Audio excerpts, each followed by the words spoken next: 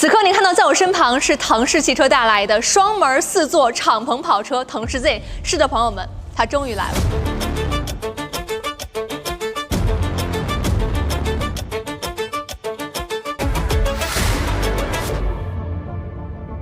首先，迅速跟大家说几个关键词啊，这辆车软顶敞篷的机构，以及3电机、天神之眼的驾驶辅助方案、云辇 M 的悬架、2代刀片电池，是不是听完这些你会有一种大杂烩的感觉？但是从里到外，你看完这辆车可能会有焕然一新的感受。其实你们要想跑车，尤其是这种特别在意姿态和调性的敞篷跑车，第一要素是什么？是美。就我们今天看到这个车身颜色呢，叫做翡冷翠，它是用这种多层喷涂工艺呈现出来这种很通透的玉石一样的效果，所以在不同的光线下，这种车漆颜色会呈现出来不一样的色彩，还是非常漂亮的。而且毋庸置疑啊，腾势一定会给这辆腾势 Z 的小跑车很不一样的个性化的色彩的选择。然后在设计上，你可以看到大灯这边它是布局了这种4点式的横向的这种大灯，所以可以让车头的视觉宽度会来得很宽，攻击性还是挺强的。当然，我也知道，就是提到新能源车型，大家都会想说，是否有前备箱啊，是否有装载的功能啊？但在视频开头我们也提到了，这次腾势 Z 呢，它是带来了3电机的版本，就整个前备舱这边，它除了要放这个电机之外，它还要放一些散热的机构，所以前备箱是没有出现在这次腾势 Z 上面的。然后来到侧边，我个人觉得啊，这次腾势 Z 的侧面这个位置是最佳观赏位，就它整个线条的布局、轮廓过渡都会来得非常的自然和饱满，所以没有那种很生拉硬拽、东拼西凑的感觉，所以狠狠地认同这次在外观上的设计啊。然后在门把手这边，它也是用到了这种半隐藏式的门把手，但是今天我们不能开门啊，只能跟大家口述的去描述一下。比如说我们把手伸进去的时候，它感应到了就会自动去解锁，然后它也是一个电动和机械相结合的一个机构。但是我个人觉得说，在门把手这边还是可以优化的更加的简约一些，因为现在我们看到的这辆车它还不是一个最终的版本，所以咱们今天视频里面的所有的细节，大家都可以提出一些自己的想法跟意见，看看腾势的工程师能不能去采纳一下啊。然后在轮毂这边，今天我们看到的是一个20寸的多条幅的双拼色的轮毂，然后里面也是用到了一个大尺寸的卡钳，胎呢也是前255后265的鸳鸯胎，所以我觉得这次在性能上也一定会让大家觉得很惊喜的。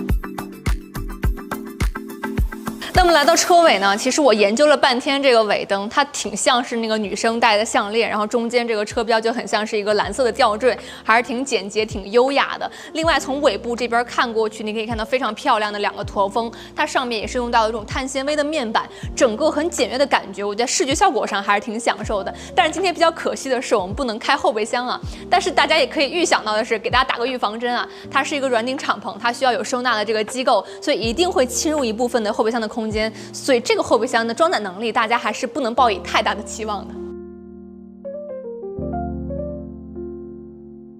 接下来咱们看车内啊，因为咱们今天看的它不是一个最终量产的版本，所以为了保护一下这辆车，我们就不坐进车内了，从车外给大家去解读一下。你现在看到车内的这个配色呢，其实跟车外去相呼应的，它是一个青白相间的配色，中间它加了很多这种黄色皮质去做点缀，应该也是为了去呼应这个黄色的卡钳。但是从我个人的审美来看，我还是会觉得说这个黄色饰条实在是有点面积太大太粗了。如果说类似于这种黄色缝线的话，可能会来的恰到好处一些。另外，从我的角度看过去说，现在功能很多、按键很多的这个方向盘，它其实是很为性能车去做考虑的。但作为我们日常的家用，或者说是追求一些调性啊、审美啊、感受的那种敞篷车来说的话，我还是觉得要优化一下这个方向盘的造型。不知道女生朋友们是否能够认同我这个观点啊？另外，咱们非常直观的可以看到，这次腾势 Z 在车里面有非常多的音响的布局，比如说中控上方的这个高音头，两边的这个音响面罩，甚至说后方它还有非常夸张的这个低音炮。但是啊，我作为一个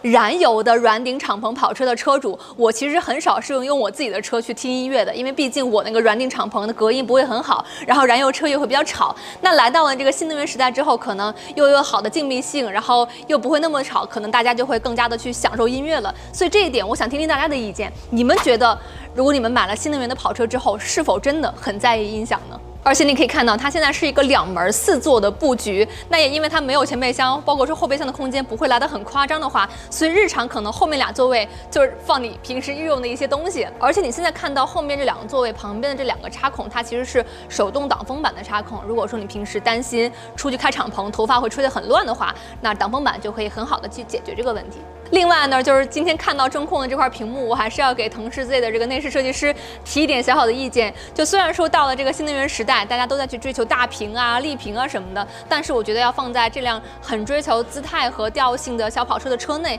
你还要去体现一下它的这个融合性和一体性。我现在觉得这块屏幕会稍微有那么一些突兀。总之啊，大家今天看到这个，不管是车内还是车外的这些设计，如果你们觉得可以优化或者调整的，咱们就在评论区多多的给工程师去提意见。那么今天看完这辆腾势 Z， 我会发现腾势啊在玩一把完全没有竞争对手的游戏。什么意思呢？你想啊，这个市面上其实不缺3电机的车型，但是3电机的敞篷软顶敞篷跑车只有这一辆。而且如果说你想开着敞篷跑车出去自驾游一趟的话，你有那么一些里程焦虑，它除了有500公里左右的续航之外，它还有2代刀片电池，支持闪充，9分钟就给你充满了。另外，这个市面上其实也有很多，比如说燃油的敞篷跑车，但是能够给到你完善的智能辅助驾驶的，好像也只有它了。所以这不就是完完全全的错位竞争吗？那么看完车，最后我们问大家一个很犀利的问题啊，如果说你想买一辆新能源跑车，你们会考虑腾势吗？